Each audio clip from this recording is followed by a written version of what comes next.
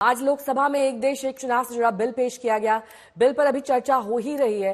कानून मंत्री अर्जुन राम मेघवाल ने बिल को जेपीसी में भेजने का प्रस्ताव रखा, जिसका गृह मंत्री अमित शाह ने समर्थन किया है। कांग्रेस और विपक्ष के सांसदों ने इसे संविधान की मूल भावना पर चोट बताते हुए बिल का विरोध किया है। उठाई गई है वो उसके बारे में मैं कुछ बातें माने सदन में कहना चाहता हूं। सर, एक विषय आया कि एक समय एक विषय आया कि आर्टिकल 368 का ये उल्लंघन करता है। माननीय अध्यक्ष जी, आर्टिकल 368 संविधान में जो संशोधन करने की प्रक्रिया है उसके बारे में बताता है और संसद को शक्ति देता है। तो ऐसा तो है नहीं कि 368 संविधान में ही लिखा हुआ है। प्लीज माननीय सदस्य। के बाद एक विषय आया कि संविधान का अनुच्छेद 3 to 7 है, ये सदन को विधानमंडलों के चुनाव के संबंध में प्रावधान करने का जो अधिकार देता है उसके बारे में आप क्या कहना चाहते हो? तो मैं ये कहना चाह रहा हूं कि संविधान का अनुच्छेद 327 संसद को पार्लियामेंट को अधिकार देता है, विधानमंडलों के चुनाव के संबंध में प्रावधान करने का अधिकार देता है। इसमें कहा गया है कि संविधान के प्रावधानों के अधीन संसद समय समय पर कानून द्वारा संसद के किसी भी सदन या विधानमंडल के किसी भी सदन के चुनाव से संबंधित सभी मामलों के संबंध में प्रावधान कर सकती है। Sir, it is a constitutional provision. मैं वही बता रहा हूं। किसी राज्य की मतदाता सूची की तैयारी, निर्वाचन क्षेत्रों का परिसीमन और ऐसे सदन या सदनों के उचित गठन को सुनिश्चित करने के लिए आवश्यक अन्य सभी मामले इसमें शामिल हैं। एक साथ चुनाव के उद्देश्य से संवैधानिक संशोधन अधिक सुव्यवस्थित चुनावी प्रक्रिया की आवश्यकता के साथ संघीय स्वायत्तता को संतुलित कर सकते हैं। इस प्रकार अनुच्छेद 83 संसद के सदनों की अवधि और 172 राज्यों के विधानमंडलों की अवधि में संशोधन करके चुनाव को एक कानूनी ढांचे के भीतर सिंक्रोनाइज किया जा सकता है जो संसदीय संप्रभुता को बरकरार रखता है। क्या राज्य सरकारों की स्वायत्तता, ये विषय ये भी आया, ऑटोनॉमी। संविधान अध्यक्ष जी, संविधान के 7th शेड्यूल्ड के यूनियन लिस्ट एंट्री नंबर 72 उसमें लिखा हुआ है election to parliament, to the legislature of states and to the offices of president and vice president the election commission के अनुसार केंद्र सरकार को शक्ति प्रदान करता है। सर, ये आपका जो यूनियन लिस्ट है उसका एंट्री 72 और ये संशोधन राज्यों को संविधान प्रदत्त शक्तियों को न तो कम करता है और न ही छीनता है। सर, ये जो संशोधन है एकदम संविधान सम्मत हम लेकर के आए। अब एक विषय आया बेसिक स्ट्रक्चर का, इसमें 2 मिनट में बोलना चाहता हूं। बेसिक स्ट्रक्चर पे सर्वोच्च न्यायालय ने, माननीय सर्वोच्च न्यायालय ने केशवानंद भारती केस में 1973 में इस फेडरल स्ट्रक्चर के बारे में बात की है।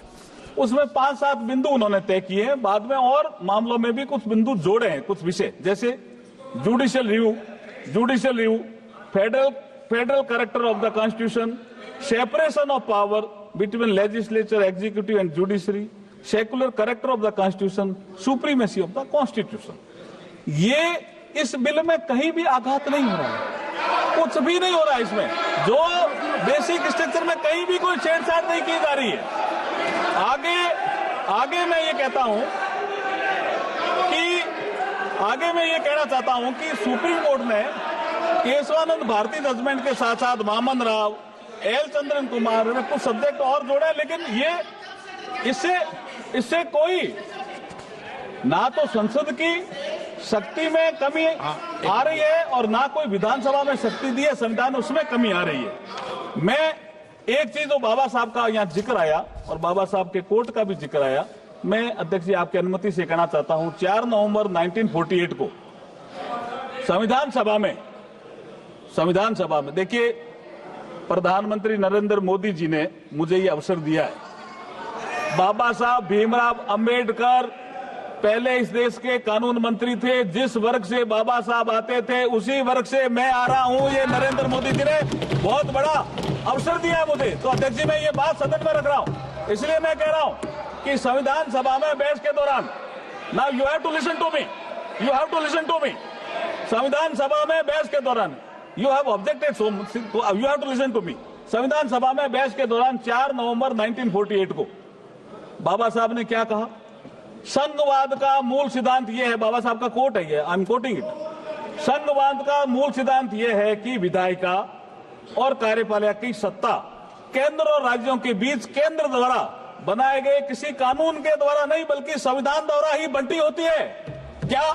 Union list, state list, concurrent list. हम किसी सूची में कोई संशोधन नहीं कर रहे हैं साहब। कैसे संघवाद पे चोट कर रहे हैं? हम नहीं कोई चोट कर रहे हैं। दूसरा, बाबा साहब ने कहा था भारतीय संघ राज्यों के बीच किसी समझौते का परिणाम नहीं है। ये बाबा साहब का कोट ही है कि भारतीय संघ राज्यों के बीच किसी समझौते का परिणाम नहीं है। राज्यों को फेडरेशन से अलग होने का अधिकार नहीं है। फेडरेशन एक संघ है और इसका स्वरूप अविनाशी है, कोई नहीं बदल सकता फेडरल स्ट्रक्चर को, ये बाबा साहब ने कहा। अब मैं, ये है ही नहीं विषय इसमें, ये राजनीतिक कारणों से इसका विरोध कर रहे हैं। अब आप देखिए, संसद के अनुच्छेद 327 के तहत लोकसभा और राज्य विधानसभाओं को चुनाव को एक साथ कराने के लिए संविधान में उचित संशोधन करने का अधिकार है, जब मैंने बताया। अब मैं एक बात, जो ये जो हमने जोड़े हैं आर्टिकल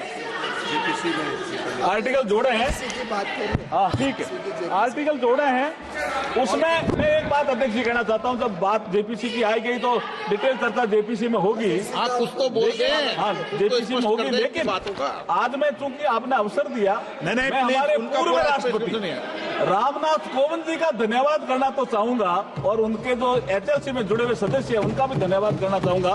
गृह मंत्री जी भी उसमें थे। कितने डिटेल डिस्कशन हुआ, ये कह रहे अचानक ही आ गया।